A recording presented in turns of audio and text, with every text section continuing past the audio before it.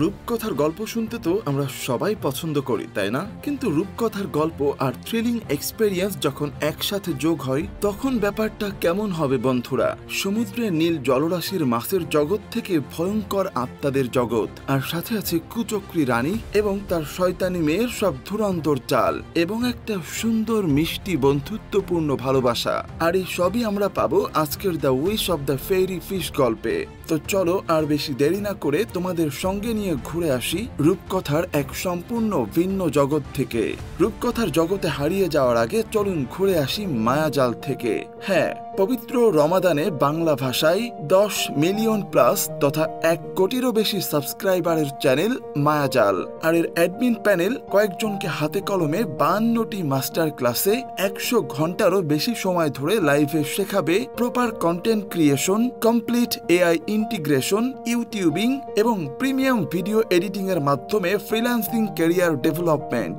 বিস্তারিত জানতে ঢু মেরে আসতে পারেন ডেসক্রিপশনে এবং প্রথম কমেন্টে থাকা লিঙ্কে। তো গল্পের শুরুতেই আমরা একটা সামুদ্রিক রাজ্য দেখতে পাই, যেখানে একটা মাছের রাজা আছে যে জাদুর আংটি পরে। সে তার জাদুসের সাথে কথা বলে যে একটা ব্যাঙ। রাজা ব্যাঙকে জিজ্ঞাসা করে যে মাছকে বিয়ে করবে সেই মাছের খোঁজ পাওয়া গেছে কিনা। ব্যাঙ তখন রাজাকে বলে যে সে জানে না যে মাছটা কোথায়। এতে রাজা রেগে যায় আর ব্যাঙকে আদেশ দেয় নদী, ঝর্ণা, পুকুর সব জায়গায় খুঁজতে। তারপর আমরা চলে যাই রাশিয়ার একটা গ্রামে। সেখানে আমরা একটা অন্ধ কামার আর তার ছেলে ইভানকে দেখতে পাই, যাকে তার কুকুর ঘুম থেকে জাগাচ্ছে। ইভান একটা নরম মনের মানুষ আর সাথে একটু বোকাও। ইভান যখন ঘরের বাইরে যায় তার বাবা তাকে কামারের কাজ শিখতে বলে, আর ইভান তাতে রাজি হয়ে যায়। তারপর তার বাবা তাকে কিছু মাছ ধরতে বলে। তখন সে একটা বালতি এবং কাঁটা চামচ নিয়ে নদীর দিকে হাঁটতে শুরু করে, যেটা পুরো বরফে ঢাকা। বরফের উপরে এসে ইভান ওখানে একটা গর্ত করে মাছ ধরতে শুরু করে। পানিতে হঠাৎ বুদবুদ তৈরি হয় আর এতে ইভান বেশ অবাক হয়। তখন পানির একটা বড় স্রোতের সাথে মাছ এসে ইভানের বালতিতে পড়ে। এত সহজে মাছ পেয়ে সেটা রান্না করার জন্য ইভান সেটা বাড়িতে নিয়ে যায়। তখন বালতির মাছটা আশ্চর্যজনকভাবে কথা বলে ওঠে আর তাকে রান্না না করার অনুরোধ করে। মাছটা ইভানকে 3টা উইশ মঞ্জুর করার প্রস্তাব দেয় যদি সে তাকে আবার নদীতে ছেড়ে দেয়। ইভান এতে খুশি হয়ে যায় আর বলতে গেলে ভুলবশতই তার প্রথম ইচ্ছা প্রকাশ করে ফেলে। ইভান নিজে নিজে বলতে থাকে যে সে বাড়ি থেকে বের না হয়ে পুরো শহর দেখতে চায়। তখন আমরা দেখি যে হঠাৎ করে ইভানের বাড়ি উপরে উঠতে শুরু করেছে। ইভান তখন মাছটাকে জিজ্ঞাসা করে যে এসব কি হচ্ছে। মাছটা ইভানকে জানায় যে তার প্রথম উইশ পূরণ করা হয়েছে। ইভান তখন বলে যে এটা তো আমি এমনি বলেছি, কিন্তু কিছু বুঝতে পারার আগেই কিছুক্ষণের মধ্যেই ইভানের বাসা তার কামারখানা থেকে আলাদা হয়ে যায় আর গাড়ির মতো চলতে শুরু করে। তারপর আমরা দেখি যে চারপাশে বরফ ঢাকা হওয়ার কারণে ইভান ঠান্ডায় কাঁপতে থাকে। তাই সে তখন বলে ফেলে এখন যদি গরমকাল হতো আর চারপাশ সবুজে ভরা থাকতো তাহলে অনেক ভালো হতো। আর সাথে সাথে চারপাশের বরফ উধাও হয়ে যেতে লাগে আর আমরা দেখি যে চারপাশ সবুজে ভরে গেছে। মাছটি তখন ইভানকে বলে যে তার দ্বিতীয় উইশটি পূরণ হয়েছে আর শুধুমাত্র একটি উইশ বাকি আছে। ইভান একটি বালতিতে করে ওই মাছটাকে নিয়ে সামনে আগাতে থাকে আর বলতে থাকে যে সে কি সব তুচ্ছ জিনিসের উপর উইশগুলো নষ্ট করেছে, সে আরো ভালো কিছু চাইতে পারত। মাছটা তখন উত্তর দেয় যে প্রত্যেকটা মানুষের নিজস্ব উপলব্ধি আছে আর মানুষ কিছু চাওয়ার সময় নিজস্ব চিন্তাধারাকে অনুসরণ করেই চায়। তারপর আমরা দেখি যে কিছু দূর যাওয়ার পরেই একটা ডাকাত দল ইভানকে ছিনতাই করার চেষ্টা করে, কিন্তু তারা যখন ইভানের কাছে কোনো টাকা পয়সা পায় না তখন তারা ওই মাছটাকে নিয়ে যাওয়ার চেষ্টা করে। কিন্তু একসময় সুযোগ বুঝে ইভান মাছের বালতিটা নিয়ে দৌড়ে পালাতে থাকে আর ডাকাত দলও তার পেছনে দৌড়াতে লাগে। এক পর্যায়ে আর কোনো রাস্তা না পেয়ে ইভান মাছটিকে নদীর পানিতে ছেড়ে দেয় আর ডাকাত দলেরা ইভানকে একটা গাছের সাথে উল্টো করে বেঁধে ঝুলিয়ে রেখে চলে যায়। কিছু সময় পর একটা সুন্দর মেয়ে এসে ইভানকে গাছ থেকে নামিয়ে মুক্তি দেয়। ইভান সেই মেয়েটির কাঁধে একটি মাছের প্যাটার্নের স্কার্ফ দেখে বুঝে যায় যে সে একটা মাছ যে মানুষের রূপ নিয়েছে। তারপর মাছটি তার পরিচয় দেয় ইয়ানা নামে। এই মাছটা যাতে পালিয়ে না যায় তাই ইভান তার স্কার্ফ নিয়ে নেয় আর বলে যে আমার এখন একটা উইশ বাকি আছে আর এই উইশটা আমি সঠিক সময়ে ব্যবহার করব। তারপর ইয়ানা ইভানকে তার প্ল্যান জিজ্ঞাসা করলে ইভান বলে যে সে রাশিয়ার রাজা জারের মেয়েকে বিয়ে করতে চায়। ইয়ানা তখন তাকে জিজ্ঞাসা করে যে এটা তার তৃতীয় উইশ কিনা ইভান তখন বলে যে এটা সে নিজের যোগ্যতায় অর্জন করতে চায়, আর ইয়ানাকে বলে শুধু সমর্থন করতে। ইয়ানা এতে রাজি হয়ে যায়। পরের সিনে আমরা জারের প্রাসাদ দেখতে পাই। ওইখানকার একটা দাসী রাজকুমারী ন্যান্সিকে খবর দেয় যে ইংল্যান্ড থেকে একজন রাষ্ট্রদূত আসছেন। এই খবর শুনে রাজকুমারী খুশি হয়ে যায়, কারণ এটা তার একটা স্বপ্ন যে সে কোন একজন ইংরেজকে বিয়ে করবে। এই জন্য রাজকুমারী ন্যান্সি তাড়াতাড়ি সুন্দর করে রেডি হয়ে নেয়। কিন্তু রাজা জার ইংরেজদেরকে একদমই পছন্দ করে না, তাই তিনি কখনো চান না যে তার মেয়ে কোনো ইংরেজকে বিয়ে করুক। ইতিমধ্যে আমরা দেখি যে ইংল্যান্ডের রাষ্ট্রদূত পৌঁছে গেছে, আর সে রাজার অনুমতি চাইতে আসে। নিজের উদ্দেশ্য হাসিল করার জন্য সে রাজকুমারী ন্যান্সিকে একটা ছাতা দেয়। এটা পেয়ে রাজকুমারী অনেক খুশি হয়, কিন্তু রাজা জারের এগুলো পছন্দ হয় না। ওই রাষ্ট্রদূত রাজাকে একটা উপহার দেয়। ইতিমধ্যে ইভান আর ইয়ানা ওই রাজ্যে পৌঁছে গেছে। তো আমরা দেখি যে এই রাষ্ট্রদূত রাজাকে অদ্ভুত একটা যন্ত্র দেখিয়ে বলে যে এটি নিজে থেকেই গান বাজাতে পারে, কিন্তু সত্যটা হলো ওই মেশিনের মধ্যে একটা লোক রয়েছে যে বাটন প্রেস করে গান বাজায়। কিন্তু ওই রাষ্ট্রদূত কথাটা রাজার থেকে লুকিয়েছে, আর ওখানে উপস্থিত কেউই এই চালাকিটা ধরতে পারে না। ওদিকে ইভান আর ইয়ানা প্রাসাদের প্রাচীরের ওই পার থেকে এগুলো দেখছে, আর এইদিকে রাজা বলে যে এই মেশিন তার পছন্দ হয়নি, তার এটা লাগবে না। কিন্তু ন্যান্সি পুরোপুরি ইংরেজ রাষ্ট্রদূতের প্রেমে পড়ে যায় আর তাকেই বিয়ে করতে চায়। আর এটা দেখে রাজা বিভ্রান্তিতে পড়ে যায়। তিনি বুঝে উঠতে পারে না যে কিভাবে তার মেয়েকে বোঝাবেন। আর ঠিক ওই সময় আমরা দেখি ইভান দৌড়ে ওখানে চলে আসে। তারপর সে রাজাকে বলে যে কোনো ইংরেজদের সাথে আপনার মেয়েকে বিয়ে দেওয়ার দরকার নেই, আমি আপনাকে এমন যন্ত্র এনে দিব যেটা নিজে নিজে গান বাজাতে পারে। এই কথা শুনে রাজা খুশি হয়ে যায়। এই কারণ দেখিয়ে সে ইংরেজদের সাথে তার মেয়ের বিয়ে আটকাতে পারবে। তারপর রাজা ইভানকে বলেন যে সে যদি এই অসাধ্য সাধন করতে পারে তাহলে সে যা চাইবে রাজা তাকে তাই দিবে। ইভান তখন জিজ্ঞাসা করে যে রাজা তাকে রাজকন্যার সাথে বিয়ে দিবেন কিনা। রাজা এটাতে সম্মতি দেয়, কিন্তু রাজকুমারী এতে খুশি হয় না। বাইরে বেরিয়ে এসে ইভান ভেতরে যা যা হয়েছে তা ইয়ানার সাথে শেয়ার করে। ইয়ানা তখন ইভানকে বলে যে এমন বাদ্যযন্ত্র তো আছে ঠিকই, কিন্তু সেটা হাসিল করা মুশকিল। ইভান তখন এর কারণ জানতে চাইল। ইয়ানা তখন বলে যে বাদ্যযন্ত্রটা একটা প্রাণীর কাছে আছে যে গভীর জঙ্গলে বাস করে, আর আজ পর্যন্ত যে ওই বাদ্যযন্ত্রটা আনার চেষ্টা করেছে সে জীবিত ফিরতে পারেনি। ইয়ানা আরো বলে যে ওই যন্ত্রটিতে এক প্রকার অদ্ভুত ক্ষমতা আছে। ওই যন্ত্রটিতে যখন সুখের সঙ্গীত বাজানো হয় তখন এখানে সবাই নাচতে শুরু করে, আর ততক্ষণ পর্যন্ত নাচে যতক্ষণ না পর্যন্ত সে ক্লান্ত হয়ে পড়ে যায় আর কোনো জীব এসে তাকে খেয়ে ফেলে। আর এটাতে যদি কোনো বিষণ্ণ সুর বাজানো হয় তাহলে এখানে সবাই কান্না করতে বাধ্য, আর ততক্ষণ পর্যন্ত কাঁদতে থাকে যতক্ষণ না পর্যন্ত কাঁদতে কাঁদতে সে ঘুমিয়ে পড়ে আর কোনো জীব এসে তাকে খেয়ে ফেলে। বিপদ আছে জেনেও ইভান এই ঝুঁকি নেওয়ার সিদ্ধান্ত নিল। তারপর ইয়ানাকে সাথে নিয়ে ইভান একটা খাবারের ব্যাগ তৈরি করে। তারপর তারা জঙ্গলের দিকে যেতে থাকে। জঙ্গল যত গভীর হয় পথ তত কঠিন হয়। এভাবে পথ পার করতে করতে তারা প্রায় তাদের লক্ষ্যের কাছাকাছি পৌঁছে যায়। তারপর আমরা দেখি যে জঙ্গলের প্রবেশদ্বারে পৌঁছানোর পর ইয়ানা ইভানকে বলে যে তাকে এখান থেকে একাই যেতে হবে। তারপর আমরা দেখি যে ইভান যখন একা একা জঙ্গলের মধ্য দিয়ে পার হচ্ছে তার চারপাশে মানুষের মাথার খুলি আর হাড়গোড় পড়ে আছে। তখনই ইভান একটা জীবের আওয়াজ শুনে। সে ইভানকে জিজ্ঞাসা করে যে সে কি ওখানে এই বাদ্যযন্ত্রটি নিতে এসেছে কিনা। ইভান তখন স্বীকার করে যে হ্যাঁ সেই কাজে এসেছে। তখন ওই জীবটি ইভানকে বলে যে তাকে একটা পরীক্ষা দিতে হবে। পরীক্ষাটা হলো ওই বাদ্যযন্ত্রের সঙ্গীত শুনেও যদি ইভান নিজের উপর কন্ট্রোল না হারায় তাহলেই সে জিতে যাবে। ওই প্রাণীটা ইভানকে জিজ্ঞাসা করে যে সে সুখের সঙ্গীত শুনতে চায় নাকি দুঃখের। ইভান দুঃখের সঙ্গীত চুজ করে। সঙ্গীত শুরু হওয়ার পর আশ্চর্যজনকভাবে ইভানের উপর এই সঙ্গীতের কোনো ইফেক্ট করে না। তখন ওই সঙ্গীতের বাকি অংশ গাইতে শুরু করে। ওই জীবটা তখন অবাক হয়ে ইভানকে জিজ্ঞাসা করে যে সে এই সঙ্গীত কিভাবে জানে আর সে কেন দুঃখী হলো না। ইভান তখন বলে যে সে যখন ছোট ছিল তার মা তাকে প্রতিদিন এই সঙ্গীতটা শোনাতেন, তাই এই সঙ্গীতের কোনো প্রভাব তার উপর পড়েনি। চ্যালেঞ্জে হেরে যাওয়ার পর ওই জীবটি ইভানকে বলে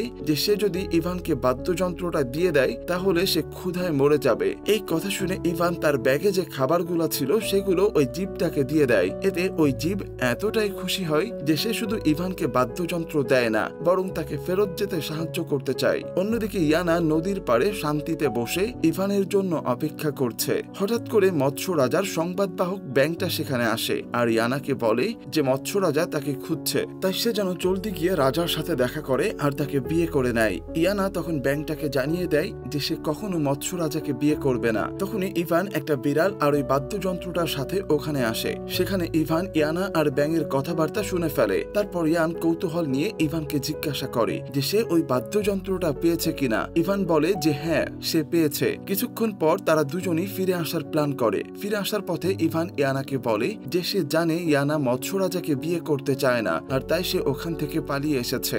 ইয়ানা তখন বলে যে হ্যাঁ, আমি তাকে ভালোবাসি না। পরের সিনে আমরা আবার সেই রাজপ্রাসাদটি দেখতে পাই, যেখানে ইংল্যান্ডের সেই রাষ্ট্রদূত আবার ইতালির রাষ্ট্রদূতের রূপ ধারণ করে এসেছে। সে রাজাকে বিয়ের জন্য মানাতে থাকে, আর এদিকে রাজকুমারী তাকে চিনে ফেলেছে, তাই সে অনেক খুশি হয়ে যায়। কিন্তু বিয়ের প্রস্তাব যাওয়ার আগেই ইভান সেখানে চলে আসে বাদ্যযন্ত্রটি নিয়ে, আর ইভানের সংকেত পাওয়ার সাথে সাথেই বিড়ালটা খুশির সঙ্গীত বাজাতে শুরু করে দেয়। আর ওখানকার সব লোক তখন খুশিতে নাচতে শুরু করে, কারণ এটা একটা জাদুর সঙ্গীত। তারপর এক পর্যায়ে ইভানের সংকেতে বিড়ালটি সঙ্গীত থামিয়ে দেয়।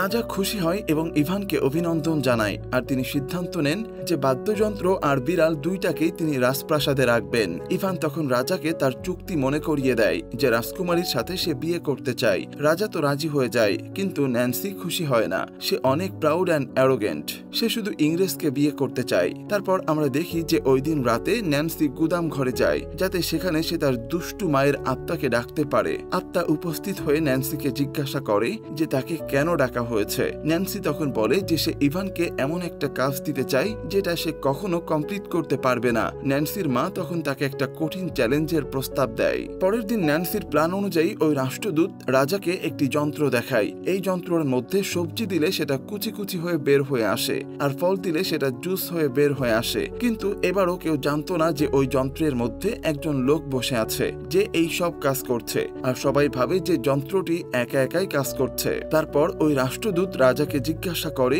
যে ওই যন্ত্রের মতো কোনো যন্ত্র তার রাজ্যে আছে কিনা। রাজা তখন উত্তর দেন যে না, নেই। তখনই ন্যান্সি বলে ওঠে যে ইভান কি পারবে এমন কোনো যন্ত্র আনতে যেটা নিজে থেকেই খাবার সার্ভ করে আর পরিষ্কার করে। রাজা তখন বলে যে সে একটা ম্যাজিক কার্পেট সম্পর্কে শুনেছেন যেটা এমনটা করতে পারে, কিন্তু তিনি কখনো এটা দেখেননি। ন্যান্সি তখন প্রস্তাব দেয় যে ইভান যদি ওরকম ম্যাজিক কার্পেট নিয়ে আসতে পারে তাহলে সে তাকে বিয়ে করবে। তারপর ম্যাজিক কার্পেটের খোঁজে ইভান ইয়ানার সাথে যাত্রা শুরু করে। যাওয়ার পথে ইয়ানা ইভানকে বলে যে এরকম কার্পেট জন ও রন নামে দুই ভাইয়ের কাছে আছে, যারা বহুত বছর আগে শহর ছেড়ে পাহাড়ে বাস করতে চলে আসে। সময়ের সাথে সাথে ওই দুই ভাই অনেক অলস হয়ে যায়, কারণ ওই কার্পেটটাই তাদেরকে খাবার পরিবেশন করত আর পরিষ্কার করত। যাওয়ার পথে এক পর্যায়ে ইভান আর ইয়ানা এক বৃদ্ধ দম্পতির বাসায় রেস্ট নিতে আসে। তারা গরিব হওয়া সত্ত্বেও তাদের মধ্যে রয়েছে অনেক প্রেম ভালোবাসা। ওখান থেকে যাওয়ার পথে ইয়ানা ইভানকে বলে যে দুইটা মানুষের মধ্যে ভালোবাসা হতে হবে সুই সুতার মতো, যেখানে একজন ছাড়া আরেকজন অকেজ। এভাবে কথাবার্তা বলতে বলতে সুন্দর সবুজ মাঠের মধ্যে দিয়ে হেঁটে যায় ওরা দুইজন। এক পর্যায়ে গিয়ে অবশেষে তারা ওই দুই ভাইকে খুঁজে পায়। এই দুই ভাই নড়াচড়া না করার ফলে বিশাল মোটা হয়ে গেছে, আর তারা পাহাড়ের একটি গুহার মধ্যে ওই ম্যাজিক কার্পেট নিয়ে বসে আছে। এক পর্যায়ে ওই দুই ভাই খেতে খেতে ক্লান্ত হয়ে যায়। তখন ইভান তাদের কাছে ওই জাদুর চাদর চাই। এতে তারা প্রচন্ড রাগ হয়ে ইভানের দিকে একটা নারকেল ছুঁড়ে মারে, যার কারণে সে ওখানে বেহুশ হয়ে যায়। ইয়ানা তখন দ্রুত তাকে সেখানে সাহায্য করার জন্য আসে, আর এরপর তারা পানিতে তাদের প্রতিবিম্ব দেখতে পায়, যা আসলে একটা জানোয়ারের মতো পাল্টে গিয়েছিল। তাই তারা ইয়ানার কাছে এর সমাধান চায়। ইয়ানা তখন তাদেরকে জাদু ব্যবহার করার পরামর্শ দেয়, আর তাদেরকে তাদের অলসতা দূর করতে বলে। তারা ইয়ানার কথায় রাজি হয়ে যায় এবং ওই জাদুর চাদরটা তাকে দিয়ে দেয়। এরই মধ্যে আবার তখন ইভানের জ্ঞান ফিরে এসেছিল, তাই তারা চাদরটা নিয়ে সেখান থেকে চলে যায়। ইভান তো ওখান থেকে জাদুর চাদরটা পেয়ে বেশ খুশি ছিল, এবং রাস্তা দিয়ে যাওয়ার সময় সে রাজকুমারীর জন্য ফুল খুঁজতে শুরু করে। ইয়ানা তখন বলে যে তুমি কি জানো ন্যান্সি তোমাকে বাস্তবে বিয়ে করতে চায় না। ইভান এখানে যেন ইয়ানার কোনো কথায় পাত্তাই দিচ্ছে না। সে তখন পরিকল্পনা করছিল সে রাজকুমারীকে কিভাবে বিয়ের প্রস্তাবটা দিবে। এদিকে তো ইয়ানা ইভানের উদারতা এবং তার সরল মনোভাব দেখে তাকে অলরেডি ভালোবেসে ফেলেছে, কিন্তু সে তার ভালোবাসার কথা আর প্রকাশ করে না। অন্যদিকে রাজপ্রাসাদে তো রাজকুমারী এবং দূত এটাই উদযাপন করছিল যে ইভান আর কখনোই ফিরে আসবে না, কিন্তু তাদের এই আশায় যেন গুড়ে বালি, কারণ ইভান তো বহাল তবিয়তে সেখানে ফিরে এসেছে এবং এলাকাবাসী তাকে অনেক উৎসাহ দিয়ে স্বাগত জানায়। সেখানকার সবাই তাকে একজন হিরোর মতো করে দেখে, আর রাজাও দেখছিল মানুষ কিভাবে ইভানের প্রশংসা করছে। কিন্তু ন্যান্সি তো এই পাশে রাগে ফুলছিল, কারণ সে কখনোই ভাবতে পারে না যে সে ইভানকে বিয়ে করবে। পুরোপুরি হতাশ হয়ে তার মার আত্মাকে আবারও ডাকে এবং এই বিয়ে থেকে সে কিভাবে মুক্তি পাবে সেটা বলতে থাকে। আর সেখানে তার মা তাকে এক ভয়ঙ্কর পরিকল্পনার কথা তাকে বলে। এর পরের দিন সকালবেলায় ন্যান্সি সবার সামনে বলে যে সে ইভানকে বিয়ে করতে রাজি, কিন্তু তার জন্য তাকে অন্ধকার দুনিয়ায় গিয়ে তার মার সঙ্গে দেখা করে আসতে হবে। এটা শুনে তো রাজা বুঝতে পারে যে তার মেয়ে আসলে এই বিয়ে থেকে বাঁচার জন্যই এমন পরিকল্পনা এঁটেছে। সে তো ভালো করে জানে অন্ধকার দুনিয়ায় গিয়ে আবার ফিরে আসা পুরোপুরি অসম্ভব একটা কাজ। রাজা তো এটা নিয়ে অনেক টেনশনে পড়ে যায়, কিন্তু ইভান ওই অন্ধকার দুনিয়ায় যাওয়ার জন্য রাজি হয়ে যায়। এরপরে ইয়ানা তাকে বলে যে ওই অন্ধকার দুনিয়াতে যাওয়া কিন্তু মোটেও সহজ নয়। তুমি জানো ওখানে পৌঁছাতে হলে তোমাকে আগে একটা অন্ধকার জঙ্গল, যেখানে থাকবে অনেক নাম না জানা ভয়ঙ্কর পশু, এমনকি কুয়াশায় ভরে একটা কালো নদীও পার হতে হবে। কিন্তু ইভান তো মনস্থির করে ফেলেছে যে সে ওখানে যাবে, তাই যাওয়ার আগে সে তার অন্ধ বাবার সঙ্গে একবার দেখা করে যেতে চায়। এরপরই তারা দুইজন চলে যায় তার বাবার সঙ্গে দেখা করতে। যখন ইয়ানা ইভানার বাবার সঙ্গে কথা বলে, সে তার গলার আওয়াজ শুনে বুঝতে পারে যে কেউ এখানে এসেছে। সে তখন তার কাছে তার ছেলের জন্য যে তার কি পরিমাণ মন কাঁদে সেটা ব্যক্ত করে। সে বলে যে কতদিন হয়ে গিয়েছে আমি আমার ছেলের কণ্ঠের আওয়াজ পর্যন্ত পায় না। তার বাবার এমন কথা আবার ইভান দূরে দাঁড়িয়ে শুনছিল। এদিকে ইভান তো তার বাবাকে এমন অবস্থায় দেখে অনেক কষ্ট পায় আর নিজের ব্যর্থতা স্বীকার করে সৃষ্টিকর্তার কাছে তার বাবার জন্য প্রে করে। এরপরে ইভান ইয়ানাকে বলে যে যদিও এর আগে আমি 2টা ইচ্ছা নষ্ট করেছি, কিন্তু তৃতীয় ইচ্ছা অর্থাৎ আমার বাবার চোখের দৃষ্টি ফিরে পাওয়ার ইচ্ছাটা আমি কোনোভাবেই নষ্ট করে দিতে পারি না। ইয়ানা তখন ইভানের এই তৃতীয় ইচ্ছাটা পূরণ করে দেয়। এরপরই তারা দুইজন সেই নদীর কাছে পৌঁছে যায়। তখন ইভান ইয়ানাকে বলে তুমি আমাকে অনেক সাহায্য করেছো, তাই আমি একাই এই নদীটা পার হতে চাই। এরপরে সে ইয়ানাকে তার স্কার্ফটা ফেরত দিয়ে দেয়। ইয়ানা তখন তাকে বলে যে আমাদের সম্পর্ক একটা সুতোর মালার মতোই, তাই বিপদে পড়লে আমি তোমাকে কখনোই ছেড়ে যেতে পারি না ইভান। এটা বলে সে নৌকায় গিয়ে বসে পড়ে। এরপর তারা দুইজন মিলে একসঙ্গে রওনা দেয়। এটা কি আমাদের বোকা ইভান তো এখনো বুঝতে পারছে না যে ইভানা তাকে ঠিক কতটা ভালোবাসে। নৌকা নিয়ে একটু সামনে এগোতেই তাদের সব অদ্ভুত রকমের মূর্তির সঙ্গে দেখা হয়, যেগুলো আসলে অন্ধকার অঞ্চলেরই, মানে বিপদের সংকেত দিচ্ছিল। এরপর তারা একটা জায়গায় নৌকাটা থামিয়ে একটা উপত্যকায় নেমে আসে, আর ওখানে তারা এই বিশ্বের ত্রাণকর্তার কাছে জিজ্ঞাসা করে যে আমরা ওখানে কিভাবে পৌঁছাবো। ঠিক তখনই ওই ত্রাণকর্তা ইভানকে বলে যে তুমি কি জানো ইয়ানা আমার মেয়ে, আর আমি তাকে ওখানে মাছ বানাতে চেয়েছিলাম যাতে করে সে ওখানকার অভিজ্ঞতা নিয়ে আসতে পারে। এরপর ইয়ানা তার বাবাকে বলে এসব কথা বাদ দাও, আমরা এখানে এসেছি ওই রানীর আত্মাকে খুঁজতে। তখন তার বাবা বলে যে ওই মহিলা অনেক খারাপ একজন মানুষ ছিল। সে রাজাকে বিয়ে করেছিল শুধুমাত্র ক্ষমতার লোভে, আর সে গরিবদের উপর অনেক বেশি নির্যাতন করত, যার কারণে তার আত্মা এখনো মুক্তি পায়নি, পৃথিবীতেই ঘুরে বেড়াচ্ছে। সে দুনিয়াতে বসেও শাস্তি পাচ্ছে, আবার যখন এখানে আসবে তখনও তার শাস্তি কমবে না। এরপরই সেখানে সেই রানীর আত্মা চলে আসে, আর সে ইয়ানা এবং তার বাবার সামনেই তার মেয়ের সঙ্গে ইভানার বিয়ের প্রাথমিক সম্মতি দিয়ে দেয়। এরপর সে রানীর আত্মা ইয়ানার বাবার কাছে বলে এবার আমাকে এখান থেকে মুক্তি দাও। কিন্তু ইয়ানার বাবা বলে যে তুমি তখনই মুক্তি পাবে কেবল যখন তুমি তোমার দোষগুলো স্বীকার করবে। তার কথা শুনে রানী বুঝতে পারে এবং সিদ্ধান্ত নেয় যে তার কুকর্মের কথা সবই স্বীকার করবে। এরপরে বিশ্ব পরিবর্তন হলে আমরা রাজার প্রাসাদ দেখতে পাই, যেখানে ন্যান্সি বসে বেশ আনন্দ করে এটার খাবার উপভোগ করছে। ঠিক তখনই সেখানে রানীর আত্মাটা চলে আসে আর সবার সামনে বলে যে মানে অদৃশ্য অবস্থায় বলে যে এই বিয়েতে আমার পুরোপুরি মত আছে। এটা শুনে তার রাজা তো অনেক খুশি হয়ে যায়, কিন্তু রাজকুমারী ন্যান্সি তো পুরো অবাক হয়ে যায়। অন্যদিকে সে অন্ধকার দুনিয়ায় ইয়ানা তার বাবাকে অনেক ধন্যবাদ জানায় তাদেরকে সাহায্য করার জন্য, আর ইভানের সাথে আবারও পৃথিবীতে ফিরে আসার জন্য রওনা দিয়ে দেয়। নৌকা দিয়ে আসার সময় সে ইভানকে বলে যে তুমি কিন্তু সব থেকে কঠিন কাজটাই সম্পূর্ণ করে ফেলেছো, এবার আর আমাকে তোমার প্রয়োজন নেই, তুমি আমাকে আস্তে আস্তে ভুলে যাও, কারণ এমনিও তুমি রাজকুমারীকে বিয়ে করবে। কিন্তু ইভান তখন তাকে বলে যে তুমি এসব কি বলছো, আমি তোমাকে জীবনে কখনোই ভুলতে পারবো না, আমি এরকম কাজ কখনোই করতে চাই না। এদিকে ন্যান্সি তো প্রচন্ড রেগে আছে। সে ওই রুমে গিয়ে তার মাকে জিজ্ঞাসা করে যে সে এসব কেন করেছে। তখন তার মা বলে যে আমার কাছে একটাই রাস্তা ছিল, রাজি হওয়া, যেটা সমস্ত সমস্যার সমাধান করতে পারবে।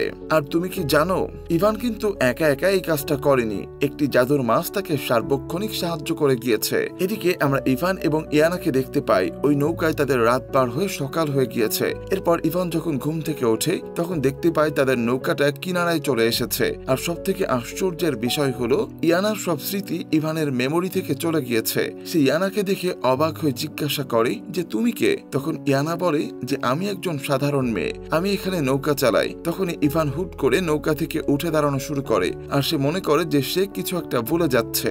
এরপরে সে ন্যান্সির কাছে চলে আসে এবং বলে যে আমি তোমার সব ইচ্ছাই পূরণ করেছি, কিন্তু আমার মনে হয় আমি তোমাকে না অন্য একজনকে ভালোবাসি, কিন্তু আমি কোনোভাবেই তাকে মনে করতে পারছি না। ন্যান্সি তখন একটু মুচকি হেসে তাকে জিজ্ঞাসা করে যে তুমি কি তোমার সব কাজ একাই পূরণ করেছো? ইভান তো অনেক সরল মনের, তাই সে স্বীকার করে যে প্রত্যেকটা কাজই আমি অনেক সাহায্য পেয়েছি, কিন্তু আমি এইটুকু মনে করতে পারছি না যে ওই জাদুর শক্তি দিয়ে আমাকে কে সাহায্য করেছে।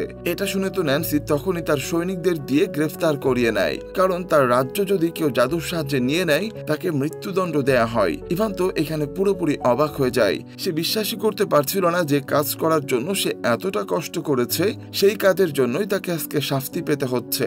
এখন তাকে এখানে মেরে ফেলা হবে। ঠিক তখনই সেখানে ইয়ানা এসে উপস্থিত হয়। সে বলে যে ইভানকে না মেরে তোমরা আমাকে মারো। ইয়ানা তখন সবার সামনে স্বীকার করে যে আমি জাদু দিয়ে ইভানকে সাহায্য করেছি, তাই মারলে তোমরা আমাকে মারো। আর তার এই স্বীকারোক্তির কারণে ইভানের মৃত্যুদণ্ডটা বাতিল করা হয়। এদিকে ইভানের মৃত্যুদণ্ড বাতিল করাতে ন্যান্সিকে আবারও সেই রাজ্যের রানী হিসাবে ঘোষণা দেওয়া হয়, কারণ সেই উদ্ঘাটন করে বের করেছে যে কারা জাদু করেছে। তাই রাজ্যের নিয়ম অনুসারে সে এখন ওখানকার রানী। তাই সে সঙ্গে সঙ্গে রানী হয়ে তার বাবাকে বন্দী করে ফেলে। এরপর ন্যান্সি বলে যে আমার প্রথম ইচ্ছা তো পূরণ হলো, বাবাকে তো গারদে পুরে দিলাম, এখন আমি চাই ইংল্যান্ডের রাজকুমার আমার বিয়ের প্রস্তাব দিক। এদিকে ইয়ানা জাদু করে তো ইংরেজি সৈনিকদের তার কাছে নিয়ে আসে। তারা এসে ইয়ানার সঙ্গে তাদের রাজকুমারের বিয়ের প্রস্তাব দেয়। আর এইটা দেখে তো ন্যান্সির পুরনো প্রেমিক এবং সেই দূত পুরোপুরি ধোঁকা খেয়ে যায় আর ভাবে যে ন্যান্সি তার সঙ্গে এইভাবে প্রতারণা করতে পারলো। সব থেকে মজার ব্যাপার হলো ন্যান্সি তাকে একজন পরিচ্ছন্ন কর্মী হিসেবে কাজ দিয়ে দেয়।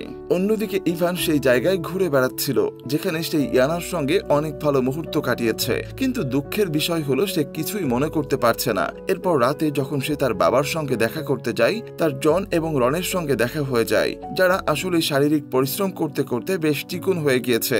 এরপর ইভানের বাবা তাকে মনে করিয়ে দেয় যে শেষবার সে ইয়ানার সঙ্গে এখানে এসেছিল। আর এরপর জনের হাতে ইভান সুই এবং সুতা দেখে ইয়ানার সঙ্গে সব স্মৃতি মনে পড়ে যায়। সে বুঝতে পারে যে সে ইয়ানাকে ঠিক কতটা ভালোবাসে, তাই তার ভালোবাসার মানুষকে আবার ফিরে পাওয়ার জন্য তার বাবা এবং ভাইয়ের সাহায্য নিয়ে সেই প্রাসাদের দরজাটাই ভেঙে ফেলে। এরপর সে ন্যান্সির কাছে গিয়ে বলে যে তুমি এক্ষুনি ইয়ানাকে ছেড়ে দাও, আর যদি তুমি এটা না করো তাহলে আমি তোমার বিরুদ্ধে সৈনিক হত্যা করার বিশাল প্রতিশোধ নেব।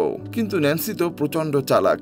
সে বলে যে আগে আমার তৃতীয় ইচ্ছাটা পূরণ করতে হবে। ইয়ানাকে বলো সে যেন তার মতো আমাকে একটা জাদুকরি বানিয়ে দেয়। ইয়ানা তার কথা মেনে নেয়, তারপর জাদু করে দেয়। কিন্তু এখানেই আসে গল্পের সব থেকে বড় মোড়, কারণ ন্যান্সি তখন একটা মাছে পরিণত হয়ে গিয়েছে। আর তখনই ন্যান্সি বুঝতে পারে যে নিজের ভালো করার জন্য কখনোই জাদুর ব্যবহার করা যাবে না। এদিকে ঠিক তখনই তো সেখানে মাছদের রাজা চলে আসে আর সে ন্যান্সিকে মাছ মনে করে তার সঙ্গে করে নিয়ে যায়। ন্যান্সির এরকম পরিণতি দেখে মানে তার হাত থেকে মুক্তি পেয়ে তো সেখানে থাকা সবাই আনন্দ উদযাপন করতে শুরু করে। এরপরে ইভানের বাবাকে সেখানে রাজা করে দেয়া হয়। আর ইভান এবং ইয়ানা শেষ পর্যন্ত দুজন দুজনের মনের কথায় নিজেদের কাছে প্রকাশ করে আর তারা বাকিটা জীবন একসঙ্গেই থাকার প্রতিশ্রুতি দেয়। ঠিক এরকমই একটা সুন্দর মুহূর্তের মধ্য দিয়েই আমাদের আজকের গল্পটির সমাপ্তি ঘটে।